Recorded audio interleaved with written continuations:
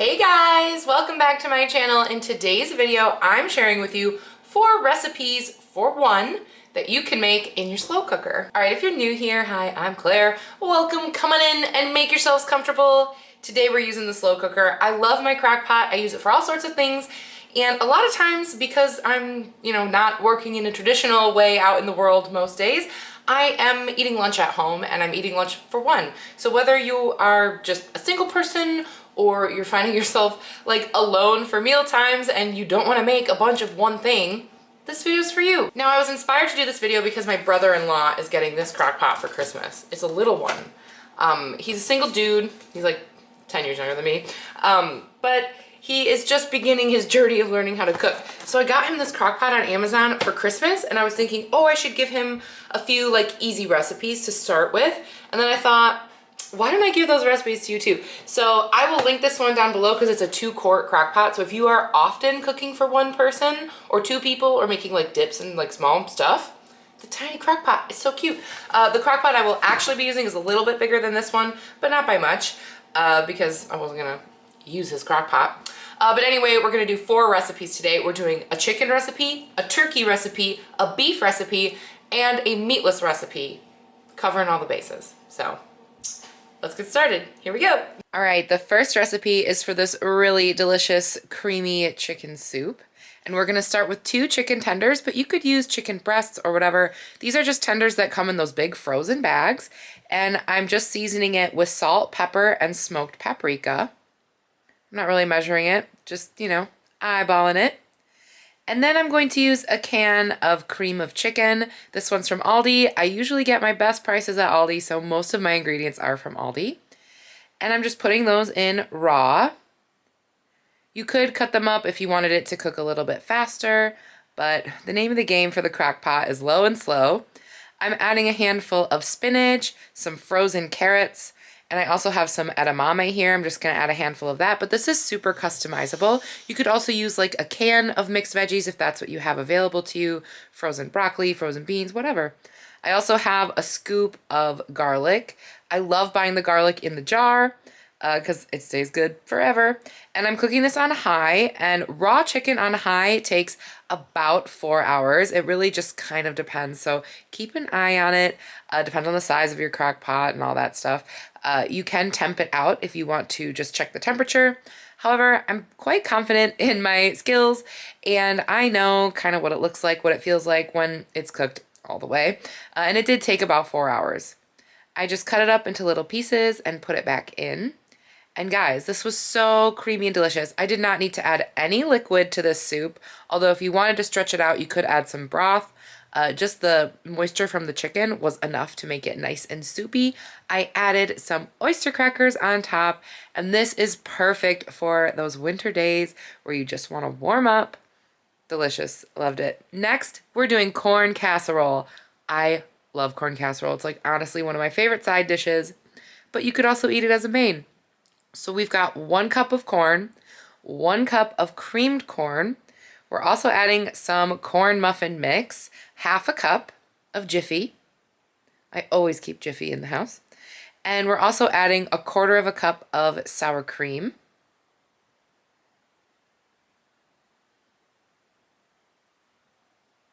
And like a handful of cheese. I did not measure the cheese. I would say at this point it was probably about 1/4 cup. And 1 tablespoon of melted butter, about a teaspoon of salt, and a pinch of pepper. Keeping the seasonings really basic, giving this a little mix just to incorporate everything. And I'm putting the rest of that cheese right on top. Now this is gonna take about 4 hours on high, and it really comes out like a bread pudding. It's so, so good, you guys. And this would make probably like 2 or 3 servings if you're using this as a side dish, or you can eat the whole thing as your main dish. Just kind of depends on what you want to do. But I love a corn casserole. This is like such a like absolute comfort food meal for me. Next, we are making a single cute little meatloaf, and this is actually made out of turkey. If you think you don't like turkey, I think using ground turkey for a meatloaf is a really good sort of like entry-level way, and I think you'll be surprised. If you think you need the beef, you don't. We're doing 1/2 pound of ground turkey, 1 egg, 1/4 cup of breadcrumbs, a tablespoon of minced garlic, about a teaspoon of soy sauce, and a teaspoon of salt. As far as spices, we've got some pepper, but mustard powder is totally key here. If you don't have it, don't worry about it, but a teaspoon of mustard powder is gonna make your meatloaf taste so good. I also added a teaspoon each of oregano and basil and gave that a nice little mix. Now I'm forming it into my little loaf.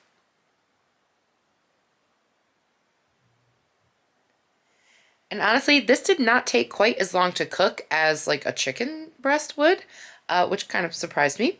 But I cooked this on low for about 3.5 hours. I did make sure I took the temperature of the inside just to be sure.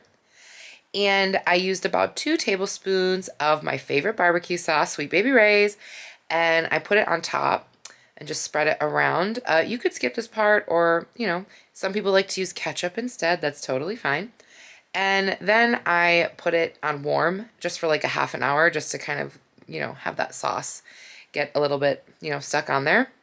And this was like so easy and so simple. I know this is not a super complete meal. I bet you could just like stick some potatoes on the side of it and whatnot, and that would be fine. But this worked out so good. It was so, so tasty. And the amount of protein in this, insane.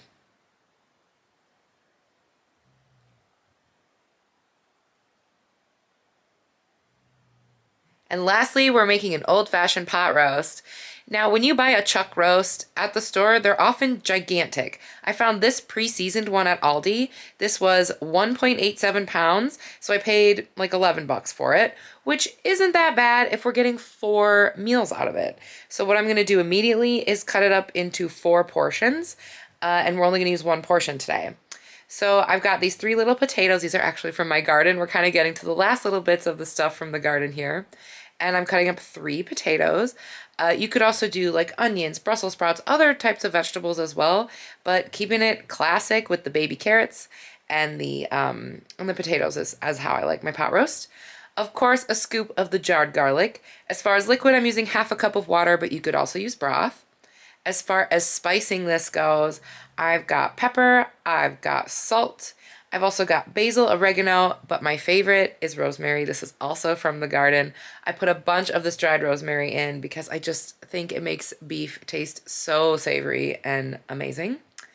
And because our cut is pre-seasoned, I'm just gonna pop it in there. If you got a chuck roast that was not pre-seasoned, obviously you're gonna wanna put some of those seasonings on it. And then I'm cooking this on low because I have all day, because it does take quite a long time, about 5 to 6 hours on low. This is what I did with the pieces I wasn't using. I have this vacuum sealer, and it's so handy for single servings. I can pop those in the freezer and use them at a different day. And who does not love a pot roast? And this is such a great meal because it's the whole complete meal right in the crock pot. I don't have to add anything else.